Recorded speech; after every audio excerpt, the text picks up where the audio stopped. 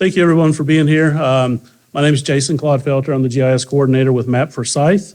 And presenting with me today is Detective Dave Mundy from the town of Kernersville Police. So we want to talk to you a little bit about a relatively new program that's been launched here in Forsyth County. And first, we'll just do a little quick background on our organizations. So MAP Forsyth, we are an enterprise GIS office. We're a city-county department here in Forsyth County, Winston-Salem. So we serve all of the departments.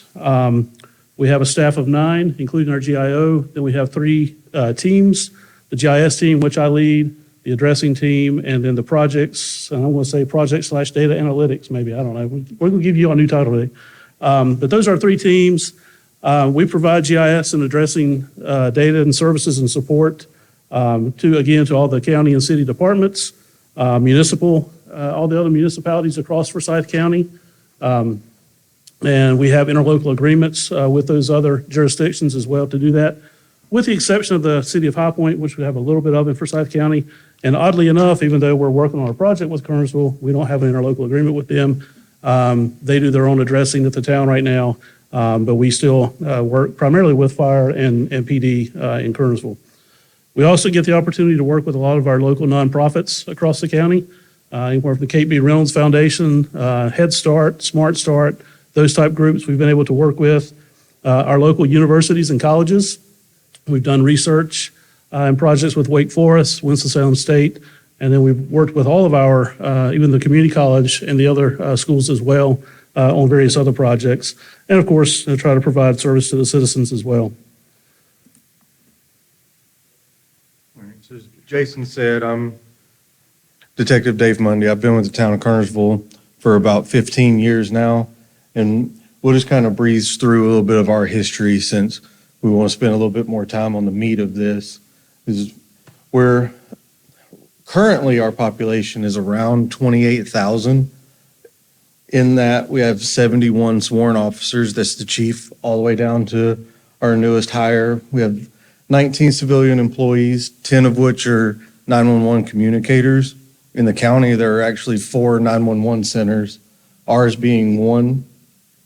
In 2022, the police department did 64,600 events, and that's just everything they did that they entered into the computer.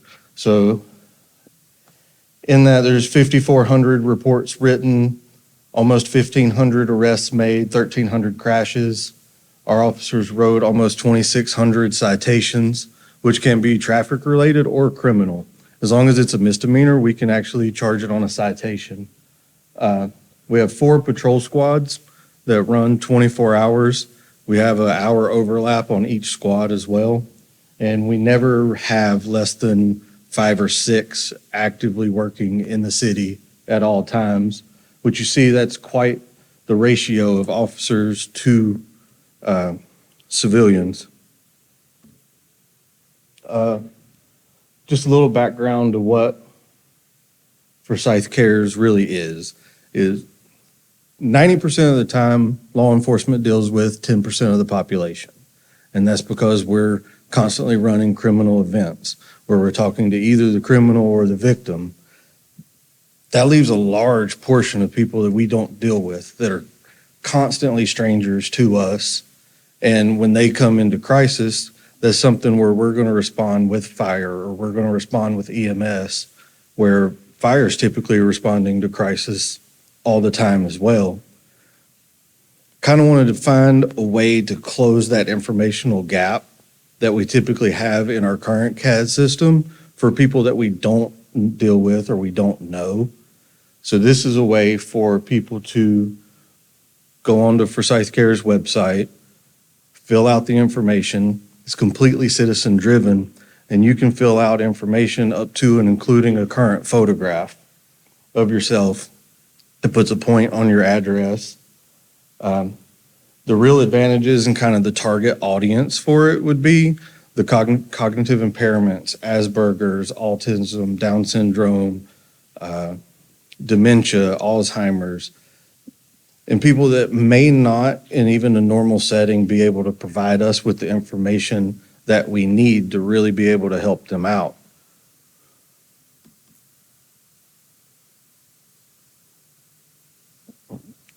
the video.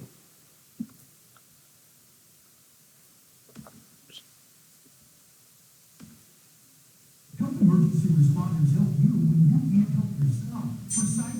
Forsyth Cares, the Community Assistance Registry for Emergency Services, allows you to register yourself or someone in your household, sharing health conditions or information that might aid in your care should your home be the subject of a 911 call. 911, what's your emergency? Operators of some critical information, medication, conditions, or in the case of one with a child or an adult with cognitive disabilities, places they want to go. What do you do to get access to them? The information is stored in the database only accessible to first responders and 911 agents. Get more information at forsyth.cc/Forsyth. In the moment that your life depends on a fast response, get information to first responders that can aid in your or your loved one's care. That's forsyth.cc/Forsyth.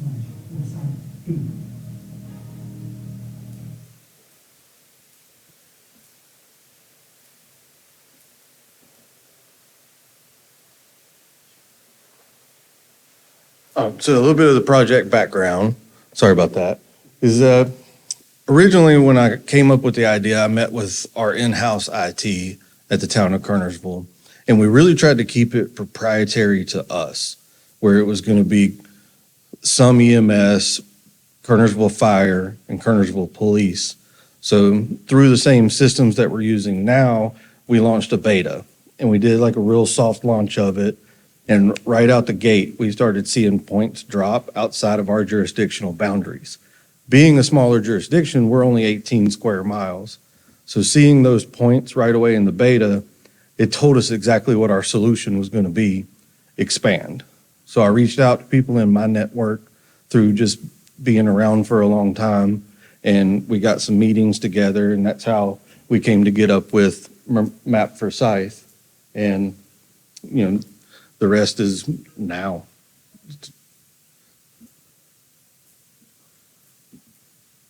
The funny thing that I've learned about this in working with Detective Mundy over time was that when we first started talking about, and he first started learning about Map Forsyth, he was understanding the name Matt Forsyth. So he was expecting some guy named Matt Forsyth to walk into the room and that kind of thing. And it was very, to this day, it's kind of a running joke over there with those guys. But anyway, so why Matt Forsyth? Why did we get involved with a project that had started with the town of Kernersville? Again, like he said, trying to take this across the entire county of Forsyth. Again, I go back to the existing framework and stuff that we had in place.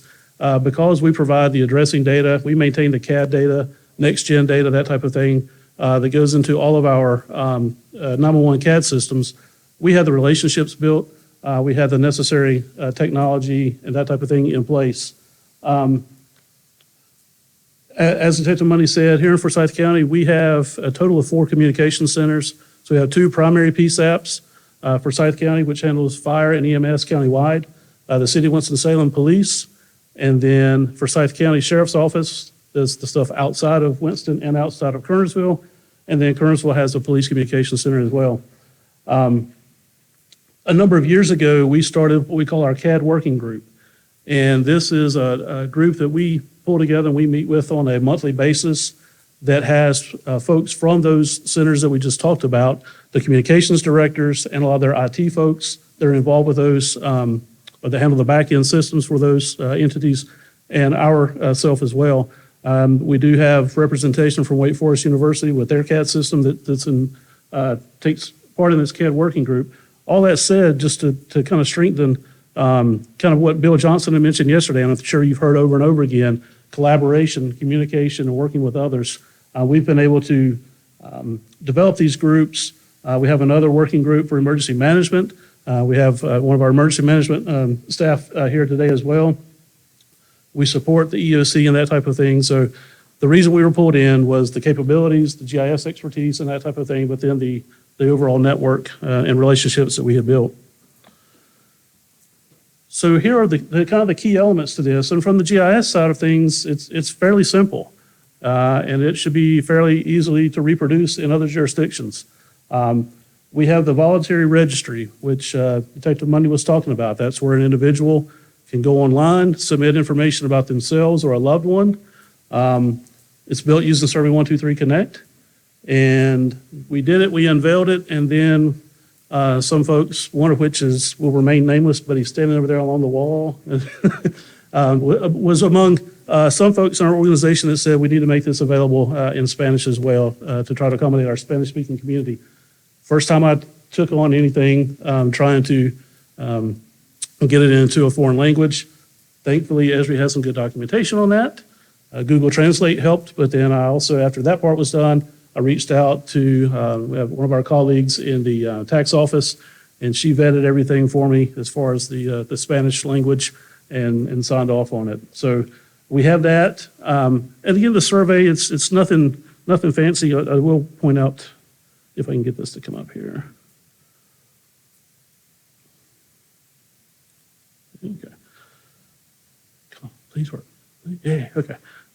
It's not working up there. That's not good. Never mind. One of the key things with the information, and we have it in two places on the survey, is letting people know that you're providing personal information, you're providing HIPAA information, that type of thing. So right up front, we make them aware. As they go through the survey, one of the last things that they have to do before they submit the survey is they're reading that same acknowledgement again. They have to sign a digital signature, print the name of the person that's submitting it, is capturing date and time, that type of thing. Again, we're being sensitive to the data that we're capturing and making available, even though it's limited to who has access to it. But we do want to make people aware that they are providing some, particularly sensitive information sometimes. So again, the survey 123 piece, that's driving the hosted feature layer that then we take down when we publish out as a REST service that goes directly into the CAD map. So it's in the CAD map. If a call comes up to a location, they're going to see that representation for someone that's in the CARES program on the screen. But we also built a dashboard that they can transition over to as well to get more information and provide the information to the folks that are going to scene a little bit more easily. And then the other key to this, again, is the collaboration. This is multi-jurisdictional. Got the city of Winston-Salem, the town of Kernersville, and Forsyth County, all these different response agencies. It's not always easy to pull groups like that together and that type of thing, but we had a lot of folks that are very willing to work and to be a part of this, and we're on board with this. And I would like to say, too, since we've developed this and are now trying to get out into the community, we've had the opportunity to meet with other organizations like the Down Syndrome Association of Winston-Salem and groups like that are really taking interest in this. We've actually had some correspondence with our school superintendent, and we're going to be getting things to go out to the entire school district on this here over the next few weeks. So the project workflow, now that it's in place, is relatively simple. Someone inputs information using the Survey 123. Again, it's feeding the hosted feature layer. We have a number of Python scripts in place that will download the information from that hosted layer, delete the information from the hosted layer. We don't want it out there any longer than we have to have it on the AGOL platform. So we get it down to our secure servers, append it to the existing feature class. Of course, that's updating the published service that's out there in the CAD map and in the Esri dashboard. We do have some checks in place, and we have seen these where entries will come in that will be outside of the county. So we have some processes in place that will check for that, send email notification to myself and Will Moore in our office. We don't automatically remove them in case they are very close to the county boundary and maybe actually in our PSAP and receiving services. So we do look at those individually, and then if we do deem that they need to be removed, we send a nice little sorry, but you're not here kind of thing, a nice little email to let those folks know, and we remove those. And once someone submits the information to the program, it's for a 2-year time period. And Detective Money may want to speak to that, but the main reason for that is a couple of things. One, if someone needs to be in there long term, we want to get updated information if they've moved, get updated pictures. If you have a child in there, 2 years makes a difference in the way they look, perhaps. If you have an elderly person and that type of thing. So we want updated pictures, updated information. Some of the information that we capture are vehicles. neighbor contacts and things like that. So those things may change. So we want to get updated information. The other thing this also helps with is those phone calls that no one wants to make to check to see if these people are still in the registry. Maybe making a phone call, yes, I see you're in our registry, or such and such is, and well, that was my mother, she died 6 months ago. So we kind of avoid that scenario as well.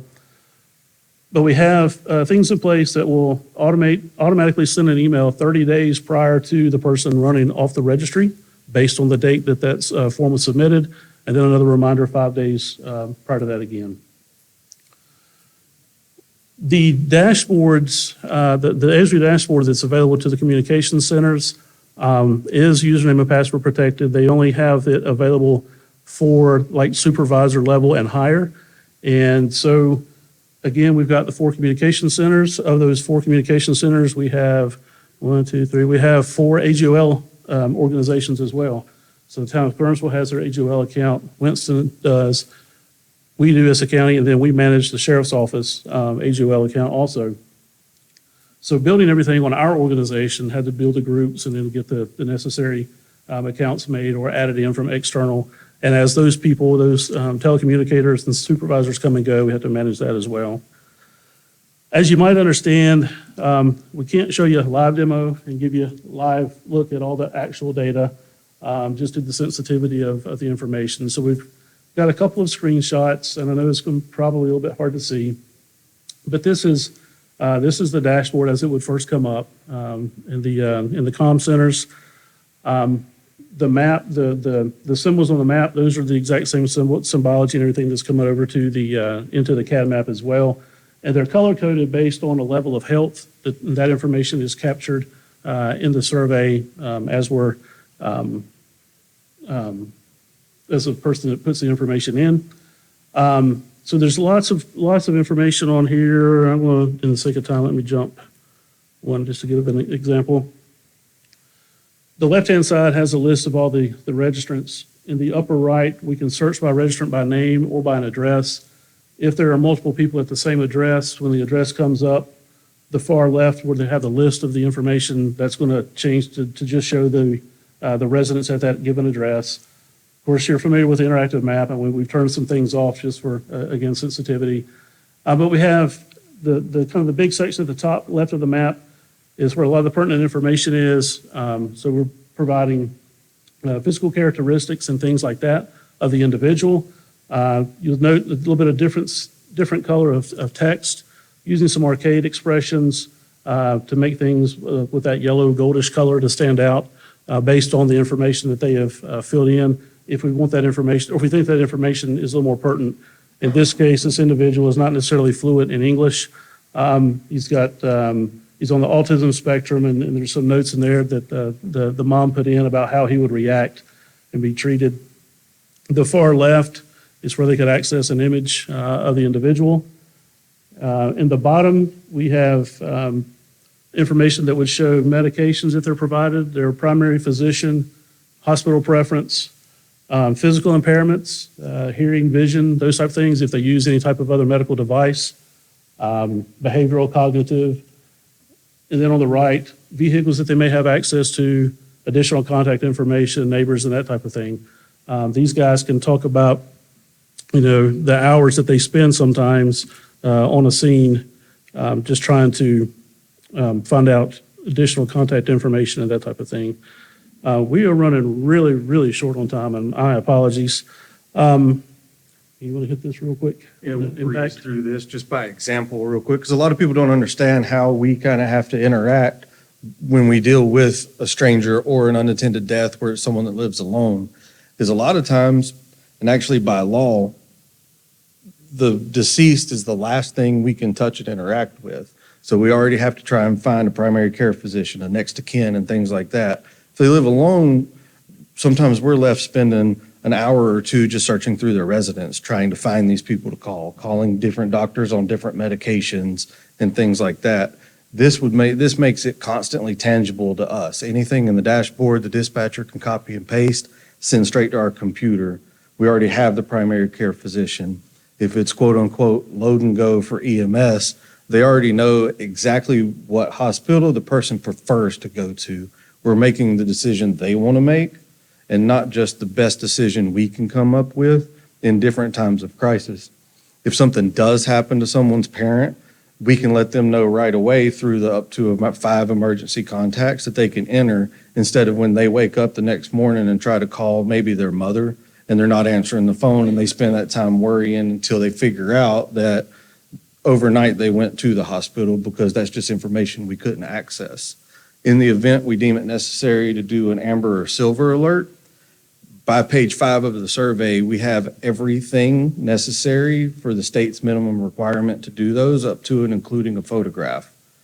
But through the entire survey, it's exactly what the individual is comfortable giving us as far as information. Through the entire thing, there's only 4 spaces that are required, and 3 of which are for the form submitter and the person filling it out. Fire has a huge advantage just by going to visible smoke at a house or like a residential fire alarm. They can now know while they're responding that there's a male that lives there alone. He wears hearing aids that he removes at 8 p.m. and he's bound to a wheelchair. That automatically changes their entire plan. They're probably going to have more people enter that residence because now they know they're going to have to find them and they're going to have to extract them in the event there is a fire. For us, it's huge because if, say, the parent has an autistic child that's nonverbal with a no-touch sensory that's going to take a long time to even try and communicate with us, de-escalation starts right away. The parent can tell us exactly how to interact, exactly how to posture ourselves, and exactly what we're going to expect in response. So huge, huge advantages. If I could make one more point before we finish up there. For us, the budget impact, those are always big questions, how much did this cost and that kind of thing. For us, we were fortunate. That we were able to implement this across the entire jurisdiction and everything for a total of about $2,000. And that's only because we as Forsyth County do not have an EA agreement. So we had to buy additional viewer licenses, and that was split between the sheriff's office and emergency services. Winston-Salem and Kernersville had enough licenses, they had the EAs on hand, and so they were able to do that. Some of our again, you can just see the project team, a lot of folks involved. There's our contact folks. So I guess I know that was rushed, maybe hard to explain. Sometimes it's hard to explain something we can't show everything, right, because of the sensitivity of it. But are there any questions? Yes. Is this an actual layer that you're bringing into your CAD system where it's going to flag it when a call comes in from that address, or are you only interacting with the data in the dashboard? It is an actual layer in the CAD map. When the call comes in and the map automatically zooms over, this layer is going to show right there. And so then it's a little complicated. If you have Central Square, you may know that you can click and you can expand the details. But they've actually been choosing to copy and paste the address over to the dashboard and pull the information up quicker there. So have you had cases where this has proven itself? We do have a success story in the free text. So we had a firefighter enter his mother, and in the free text of one of the fields, which the majority of it is free text, he elected to put the numeric code for the box to access a house key. Well, she activated her life alert. So of course, by the time he got a call from life alert, EMS is already on the way. He called the 911 center that he works out of, and they said, yeah, we're already on the way. Is this 4-digit code still accurate? Well, by the time he was able to get to his mother's house, EMS had already obtained the key, made entry without forcing the door, and were basically done. So a new front door and all the hinges gone, that's almost $2,000 right there. So we've already kind of paid for ourselves. And the really odd thing about that is the lady fell the day after the Chief Williams had put the box on his mother's house and entered the data into CARES. The very next day she fell. So, yes. So my question is kind of two-part. It's with the first off, how is the dispatch and health communicators are working through the CAD system and so on, answering questions and prompts? Mm-hmm. If it's an echo or something like that, does that take precedence? Like, where does this pop up as an option? Like, So like I said, so as soon as that call taker sees the screen, it's going to be there for them to see and then go over. Essentially, right now, I think, and I wish that Jessica Lowe was here to better answer that, since I'm not in the comm center. Each comm center has like 8 to 12 staff members that have access to the dashboard. Not all the staff members do. So I think at that point, when they see that there's a CARES patient at or a registrant at that address, they hand that off to a supervisor who then starts going through and looking and helps pass the word on through that way. All the semantics, I'm not 100% sure on. And I'm sure a lot of it is still being vetted out because it is relatively new. We first met in July of last year and then had a press conference December the 9th to roll this out. So it's still relatively new and trying to get the word out. The way our comm center works is as soon as my dispatcher is typing your address in and goes to the next line, it roll zooms the map in CAD to your address. So that's where they would see that rest layer indicator. And then they would open the dashboard and either search for names in the call history or the address or the name provided by that caller. And then they'll access all the information in the dashboard.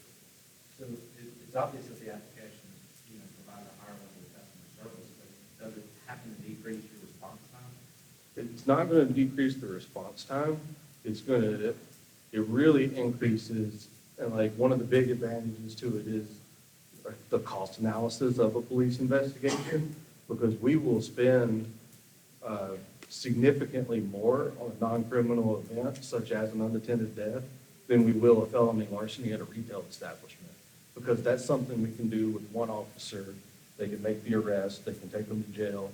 It's usually a couple hours total, even counting the paperwork.